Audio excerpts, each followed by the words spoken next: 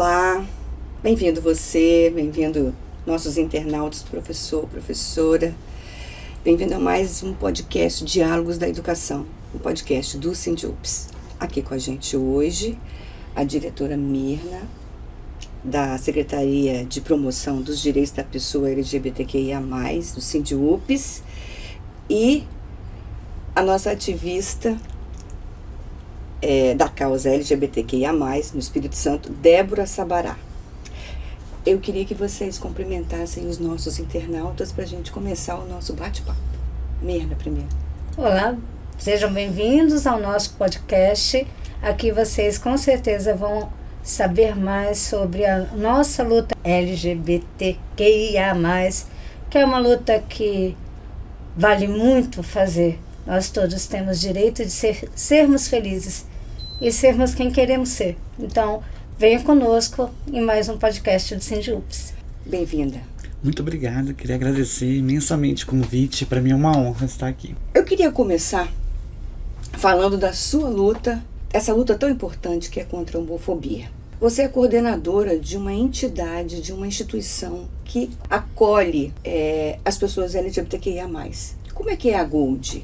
Nossa, a Gold vai comemorar agora 18 anos, né? Ela nasceu em Coatina e assim que eu cheguei para a Gold, através de uma companheira, em 2008 eu comecei a participar, representar, cheguei a ser representante da Gold como presidente e hoje estou como coordenadora de ações e projetos da Associação Gold.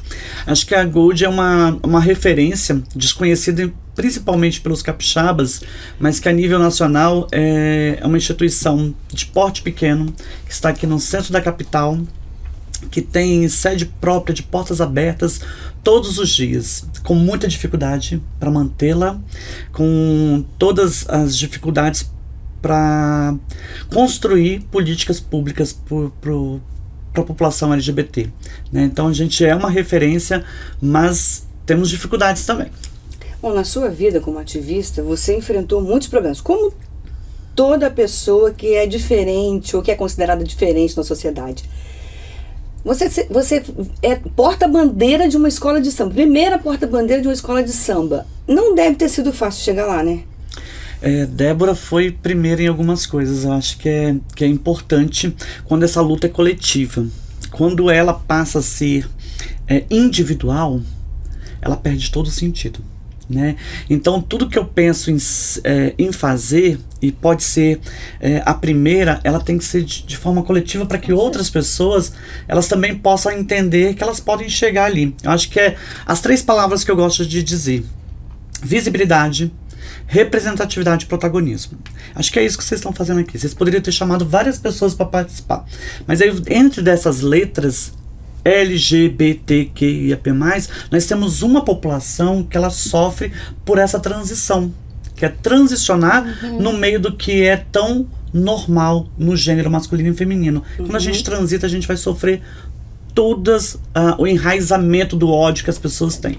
Lógico que eu tenho um privilégio, que é ser uma pessoa parda, né? Então esse privilégio, se fosse negra, seria muito pior. Tem uma carreira, um processo mais difícil. Mais difícil. Mas então quando a Débora é a primeira porta-bandeira, quando a Débora é a primeira baiana a desfilar no Carnaval Capixaba, aí quando libera a possibilidade de termos travestis, quando a Débora é a primeira pessoa a ter um nome social pela Prefeitura Municipal de Vitória, também é uma conquista minha. Então todas essas coisas são de forma coletiva. Qualquer pessoa hoje que for profissional, que atue na Prefeitura de Vitória, sendo pessoas trans, desde 2009 a gente tem garantido o nome social. Débora, a Gold sempre teve uma parceria com o Sindiups, que realizou vários seminários de diversidade sexual. Qual a importância dessa parceria? Primeiro a gente tem que entender que o Sindiups ele é um exemplo nacional. O Sindiups ele fez diversos seminários e esses seminários eles são tão importantes que quando eu sou convidado para ir em várias escolas, sempre haverá um professor, alguém que participou de algum seminário ou gostaria de participar, né? Porque esses seminários eles foram importantíssimos para sensibilizar, para fazer o debate, né, para o estado todo. Então, a Gold esteve em todos os seminários e a gente teve outras parcerias de suma importância para a população LGBT e para a Gold. Bom, no próximo dia 17 de maio é o Dia Internacional da Luta contra a Homofobia. É uma data para celebrar a diversidade contra todos os tipos de preconceitos, não é isso? A pandemia, ela deu uma parada geral na maioria dos movimentos, porque realmente não tinha como fazer muita coisa. Mas no próximo dia 17 vai ter alguma atividade sobre isso aqui no Espírito Santo. Como é que vocês estão preparando isso, Mirna? Como é que vai ser esse dia aqui no estado? O Sindiúps é um protagonista nessa luta contra a homofobia. A gente sabe que é o único sindicato que realmente tem coletivo, que tem secretaria, que se preocupa com essa questão. O Sindiúps, agora no mês de maio, vai comemorar com toda a força essa vontade, essa liberdade, porque a pandemia realmente, você falou tudo, ela coibiu muitas coisas, e não só a pandemia, né? Esse governo que estava coibiu muitas coisas, não deixou as pautas dos direitos humanos avançarem. Depois dessa pandemia, com essa respiração de vida que nós estamos tendo, o Sindiúps vai comemorar com muita força o mês de maio, com uma conclusão no final do mês, que já vou convidar a Débora, né? Débora, você está convidada desde já sabendo que vai ter uma surpresa para você, dia 31 de maio, está convidada a participar do nosso encontro para celebrar exatamente esse mês, de uma data tão importante que é o dia 17, que é a data na qual a gente luta contra esse mal tão grande que é a LGBTfobia, que há de acabar, porque as pessoas vão entender que todos nós temos o direito a sermos felizes e sermos quem queremos ser. Então, já se sinta convidada. Colocar na agenda. Então, vai ter no dia 31, nós vamos ter um encontro no Sindiúps, é isso? Teremos um encontro para concluir esse mês de tanta importância para todos nós. Você tem presentinhos aqui? Tenho. A Débora, assim, para mim, a Débora é um exemplo, a Débora é uma pessoa que traz a visibilidade da pauta LGBT, desse combate ao preconceito, dessas vitórias que conseguimos aos poucos, como você já disse, ter o nome social reconhecido dentro da prefeitura e também dentro da educação. A Débora é uma pessoa que traz muita visibilidade para essa pauta. Agradeço. Inclusive, depois eu gostaria de perguntar a você, Débora, como foi sua vida dentro da educação, se você sofreu muito preconceito, porque nós sabemos que as pessoas são expulsas, né? Os LGBTs não são excluídos, são expulsos, porque o bullying é muito grande. A pressão é muito forte. A pressão é muito forte. E isso é um absurdo, porque a educação é para libertar, a educação é para trazer democracia e trazer liberdade de pensamento e de ser a pessoa o que quer ser. De incluir. Então, a educação verdadeira é essa. Depois você me fala, porque eu estou assim, muito querendo saber um pouco dessa sua parte. Mas, voltando, entregando para você com o maior carinho, esse aqui foi o kit do nosso 4º webinário. Um webinário feito com todo o carinho pela nossa secretaria, que falou sobre exatamente a cidadania dentro da educação pública, que é um direito ter educação pública para todos, todas e todos, e não só para pequenas maiorias que acham que são donos da escola. O que tem então, aí dentro? Tô vamos curiosa, abrir? Eu quero que a Débora abra. Você abre? Estou muito curiosa para saber o que tem nesse negócio. Nossa, olha. É uma necessaire, uma bandeirinha. Linda. Um livro. 2 livros. Sim, um dos livros é escrito, inclusive, pelo Cristóvão, que é da nossa... Os dois são. Né? Olha, tem o seu certificado de participação. Eu vou mostrar aqui, Débora, os livros, esses 2 livros escritos pelo nosso querido Cristóvão, que faz parte do ele foi o organizador, na verdade. Tem vários textos aqui Sim, e são textos maravilhosos. Tá? São pessoas muito legais. Eu estou usando, inclusive, para fazer um artigo. É um livro maravilhoso, tá? Eu aconselho as pessoas a lerem. Conhecer é sempre bom para poder defender. E eu fiz as 2 capas. Nossa, gente, a gente tá muito chique, né? Vou colocar lá na biblioteca da Associação Gold, tá? Então, já que... não, pera que tem mais um presentinho, né? Tem um presentinho. A Débora merece muito. Ó. Débora.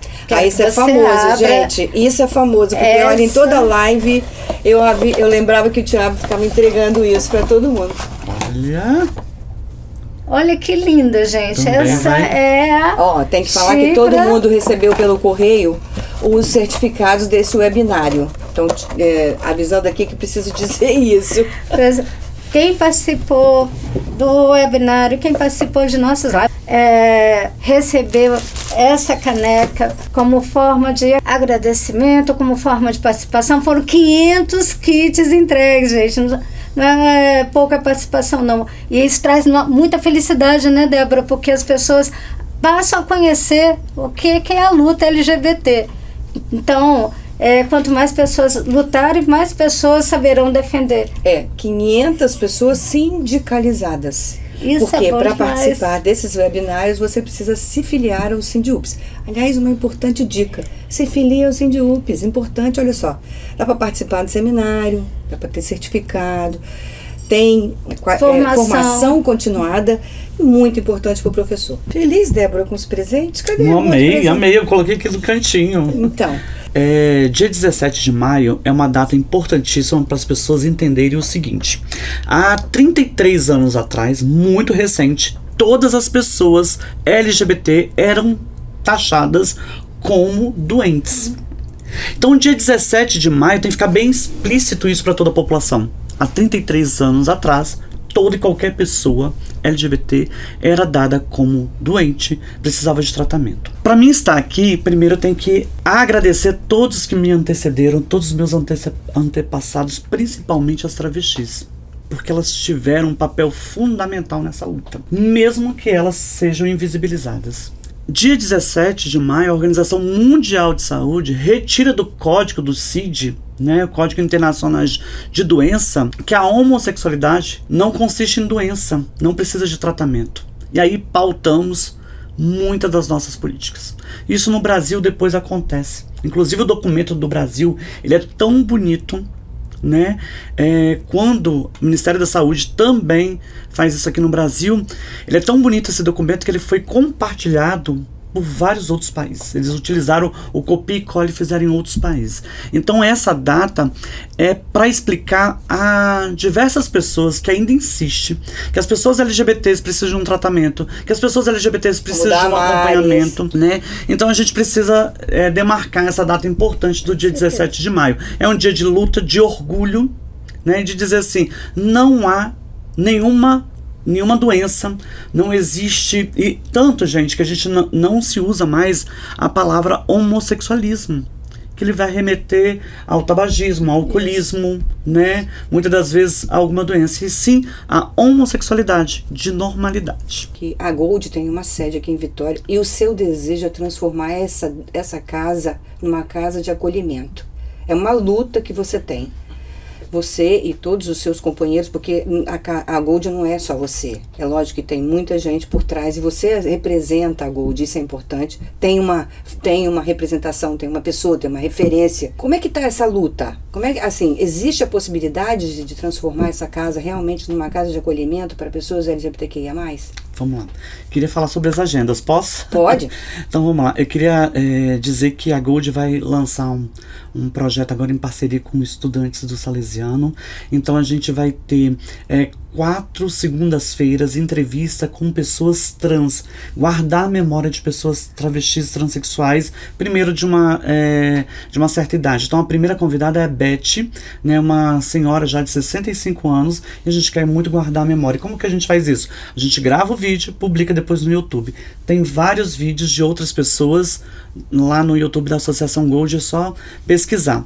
Na sexta-feira, dia 19, a gente vai fazer o lançamento de um projeto de atendimento psicológico, e arte-terapia para as pessoas LGBT, que é a nossa maior demanda, pessoas LGBTs precisando de cuidar da sua saúde, que são afetadas pela toda a violência, estigma, família, sociedade, né, que impede a gente de ser todas essas letrinhas que a gente tem as possibilidades. Mas tem uma outra data, tem ações importantes que estão sendo desenvolvidas com o Fórum e com o Conselho Estadual, que é a audiência pública puxada lá na Assembleia Legislativa pela deputada Irine Lopes. Tem um compromisso histórico com essa pauta, mas também dizer que nós estamos passando por um momento muito difícil naquela casa, onde a gente tem uma quantidade de deputados, né, totalmente criando leis absurdas. São absurdas apenas para se apresentar, então a gente tem que tomar cuidado com isso, né? A gente não conseguiu ainda fazer com que as pessoas, que elas compartilham muito isso, né, entendesse sobre as questões LGBT. Então, por isso, importantes programas como esse são educacionais, se eu posso falar assim, para a população, né? Como a população LGBT quer um banheiro só. É mentira, isso não existe. Nós defendemos o banheiro masculino e feminino, banheiro de gênero. Eu, como transicionei, estou no gênero feminino, tenho o direito de usar o banheiro feminino. É isso. Não existe um banheiro. O movimento nunca quis isso. O movimento é contra a religião. Mentira. O movimento defende que qualquer pessoa tem o direito à sua religião, a exercer a fé que quiser. E esse é o direito que me cabe como pessoa. Ter ou não fé. Nunca existiu isso, né? Um outro ponto importante de ações é que o governo federal, assim que assumiu, ele botou dois pontos importantes para os 100 dias de governo, né? Um seria tirar a coordenação LGBT que existia e transformá-la em secretaria, né? Então, o governo federal pega a coordenação nacional que foi criada por ela em outra gestão e transforma em status de secretaria. Isso é muito importante para o Brasil. Toda a população LGBT precisa conhecer isso. O outro é que no governo genocida a gente teve a extinção do Conselho Nacional LGBT. Esse governo genocida tem um nome, a gente não pode esquecer, chama-se Bolsonaro. Exatamente. E o que acontece? Esse Conselho Nacional, ele retoma. E a posse desse conselho é agora dia 17 de maio, né, no Ministério dos Direitos Humanos, e pela primeira vez no estado do Espírito Santo, em primeira mão, nós teremos uma conselheira nacional representando o movimento, a instituição ABGLT. Eu fui escolhida pela ABGLT para representar o Brasil, representar a instituição ABGLT no Conselho Nacional. Então viajo no dia 16 para Brasília para tomar posse. Então acho que são atividades importantes, políticas públicas, né, que demarcam o posicionamento do governo, que demarcam o posicionamento para as pessoas LGBT. Então a gente tem que fazer isso agora acontecer em diversos outros estados, né? Porque a gente chama de tripé da cidadania, que é o Conselho Estadual, que é o Plano de Políticas para a População LGBT e a Coordenação LGBT. O Estado do Espírito Santo tem. A gente agora precisa de apoio da população para monitorar essas políticas e colocar elas em prática, porque a Gold não vai dar conta, a Débora não vai dar conta. Isso é papel de toda e qualquer pessoa, LGBT ou não. Então, e as pessoas têm muito essa dúvida, voltando lá nas letrinhas, né? As letrinhas, eu que não sou LGBT, qual é o meu papel? Qual é o meu papel como pessoa que não sou LGBT? Ela também está sendo convidada, ela também faz parte. O movimento negro tem uma frase muito importante que é: não basta combater o racismo, você tem que ser antirracista. Exatamente. Na questão da homofobia, eu acho que é mais ou menos a mesma coisa, né? Isso aí. A partir desse momento você tem que ser completamente anti-homofóbico, porque senão você não participa da luta. Isso, exatamente. E sobre a casa, é meu sonho. Tenho esse sonho ainda. Antes de partir para um outro plano, eu tenho um sonho de abrir uma casa LGBT. Eu acho que a gente tem que ter uma boa vontade do governo. A gente tem inúmeros prédios abandonados aqui no centro de Vitória. A gente tem inúmeras casas pela Grande Vitória que podem ser usadas. Você conhece esse espaço? Você pode doar esse espaço? Fala pra mim. Mas qual é a importância disso? Atender a população LGBT? Isso. E nós temos que lembrar que muitas dessas pessoas, quando a gente fala em isolamento, vocês falaram aqui da pandemia, a gente ficou sem poder fazer alguma ação, né, como eram os seminários, como eram as formações que o SINDIUPS historicamente tem. Nós já vivemos esse isolamento há muitos anos, que esse isolamento ele começa dentro de casa com a família, e aí ele parte para os vizinhos, ele passa para a educação, para a saúde, para a assistência, e a gente vai viver um isolamento total de falta de políticas públicas. Né? Então essa casa é um instrumento importante para que pessoas travestis, pessoas LGBTs que perderam esse vínculo com sua família ou que não tem mais a família, que não conseguiram estudar, que não conseguiram ter sua carteira de profissão, que não tem nenhum tipo de benefício, ela possa viver com dignidade. Uma falta de emprego enorme para pessoas trans. Sim. Para as pessoas trans não, para as pessoas LGBTQI no geral, mas assim, isso afeta muito, né? Porque sem renda, como é que você faz? Então, e a população trans é uma das populações mais violentadas dentro dessas letras LGBTs. A mais violentada. E ela é que mais é assassinada no Brasil. Sim. Nós temos um país extremamente LGBT-fóbico. Porém, ele é o país que mais se mata pessoas travestis no mundo. O momento que o Brasil bateu o recorde de assassinato de pessoas travestis e transexuais foi exatamente na pandemia, quando estava todo mundo dentro de casa. Mas a travesti precisou sair de dentro de casa para conseguir conquistar a alimentação. Sim, a renda. Foi naquele exato momento que alguém armado disse assim: vamos aproveitar. Está todo mundo em isolamento, não existe ninguém na rua, eu aproveito para matar. Porque como que uma população, enquanto estava todo mundo dentro de casa, bate o recorde de assassinatos? Então a gente precisa entender que a nossa população em situação de rua está bem próxima da gente, ela é preta, as que mais são assassinadas. Eu não estou falando isso porque eu escolhi falar, nós temos dados da ANTRA, da Associação Nacional de Travestis, que provam isso. Elas são travestis pretas, elas não têm escolaridade, não tiveram carteira assinada, estão próximas aos pontos de prostituição, e a gente precisa mudar esse cenário. Esse cenário também pode ser mudado na escola. É aquela pergunta que você me fez. Como que eu mudo esse cenário? Como eu, professor, posso mudar esse cenário, esse histórico?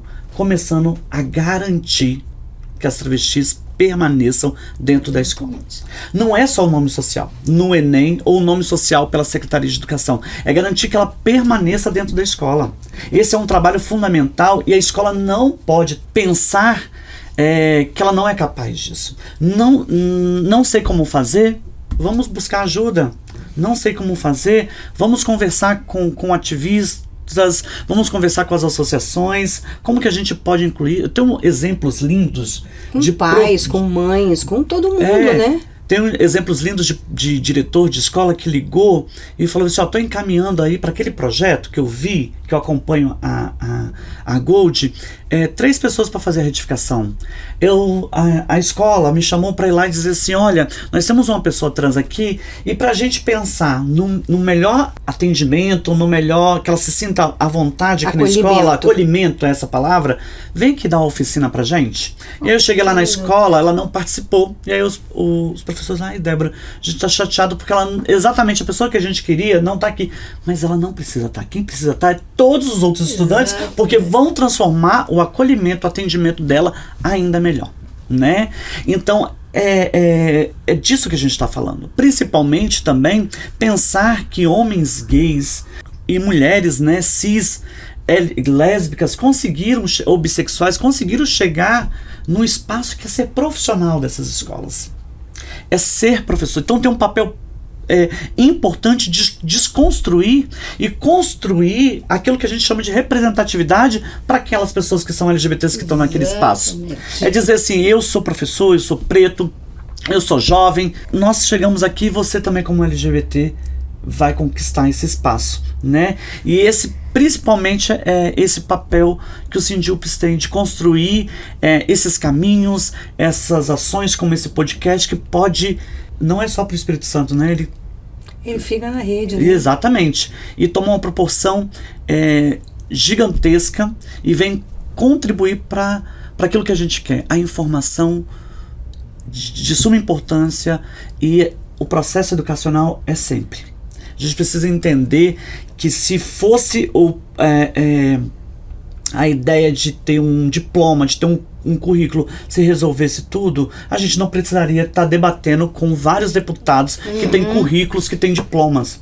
O processo educacional é constante e nesse formato, no formato de dar abertura para as pessoas falarem, de dizer a importância de construir essa educação inclusiva, de equidade para todas as pessoas. E o movimento LGBT tem um papel fundamental de fazer um país que seja menos racista. Ajude a eliminar o racismo, a gordofobia, as violências contra a mulher, a violência contra a população trans, que cuide do meio ambiente. A Gold, novidade também, a Gold acabou de receber uma carta convite ontem, que é para debater as violências climáticas contra a população travesti.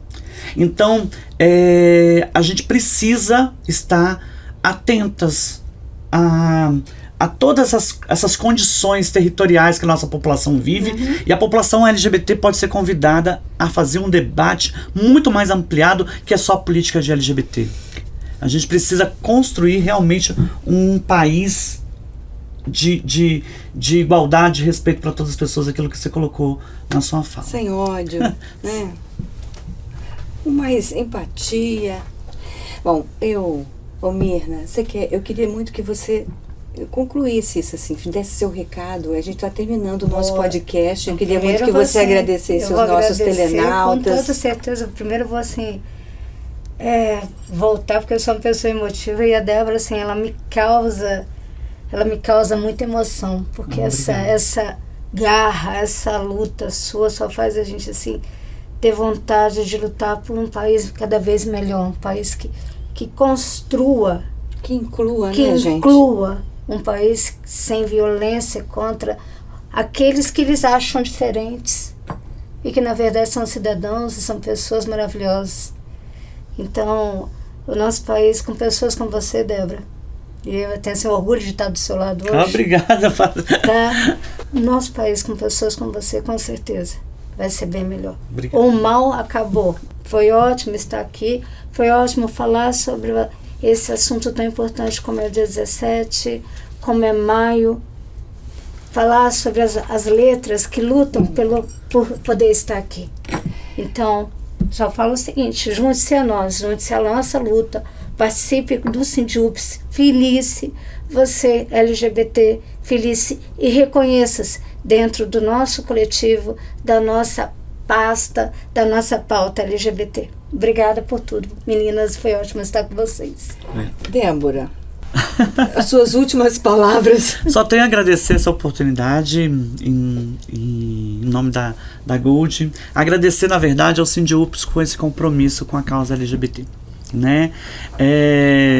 Quem conhece o histórico e quem não conhece, a gente precisa dizer, mas a gente tem um histórico muito importante com a causa LGBT dentro do Sindiups, e que todos os outros sindicatos, que todas as outras entidades de classe realmente tenham esses coletivos, que esses coletivos realmente façam isso, porque a gente tem visto, e vocês me perdoem fazer essa crítica, um monte de sindicato, um monte de entidades de classe criando coletivos LGBT, grandes empresas multinacionais, mas na ponta, isso é o que a gente chama de fake política. Com certeza. Né? Não existe realmente, de fato, na prática nada. Né? Então a gente precisa realmente construir isso como constrói o Sindiups, fazendo essas ações e outras ações que são de extrema importância, de política coletiva para a população LGBT. Muito obrigada. Eu aqui agradeço, e você que assistiu a gente pode ver este podcast